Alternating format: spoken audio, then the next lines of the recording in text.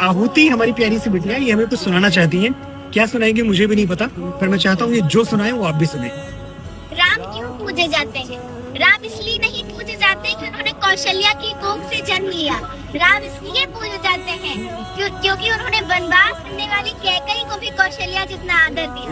राम इसलिए नहीं पूजे जाते कि जानकी जैसी देवी से विवाह रचाया।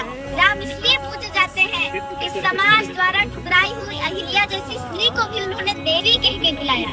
राम इसलिए नहीं पूजे जाते कि दशरथ जैसा चक्रवर्ती सम्राट उनका पिता है। राम इसलिए पूजे जाते हैं कि जिसे पुत्र की तरह वो अपने हाथों से मुखाग्नि देते हैं, वो एक बूढ़े पक्षी जटायु की चिता है। राम इसलिए नहीं पूजे जाते कि उन्होंने सोने की लंका जीत ली। राम इसलिए पूजे जाते हैं कि अपनी अयोध्या के लिए, अपनी मातृभूमि के लिए, अपने बाहुबल से जीती हुई सोने की लंका उन्होंने त्याग दिया। राम इसलिए नहीं पूजे जाते कि उन्होंने रावण की नाभि में तीर भेज दिया।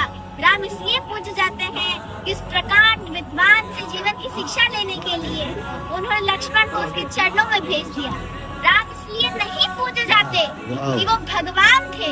राम इसलिए नहीं पूजे जाते क्योंकि वो भगवान थे।